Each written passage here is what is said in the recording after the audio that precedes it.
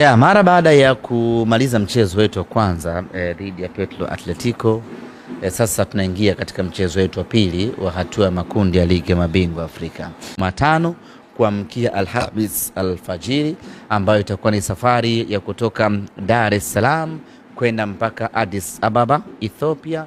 Baadaye tutatoka Ethiopia kuelekea moja kwa moja Bamako, Mali kwa ajili ya mchezo wetu.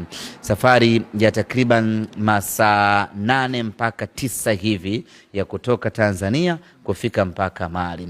Tutaondoka na wachezaji 22 pamoja na benchi la ufundi na viongozi wengine kadha wa kadha. Na kwa nini 22? Wapo wachezaji takriban 7 wanabaki, ukitoa wawili ambaye ni majeruhi, Hamza pamoja na Musa Kamara. Wanabaki wengine hapo ambao wanabaki kwa sababu za kiufundi za mwalimu. Mara nyingi huwa tukisafiri hatusafiri wachezaji wote 30, tunasafiri na wachezaji 22. Lazima kuna kundi la wachezaji linabaki kwa sababu za kiufundi za mwalimu.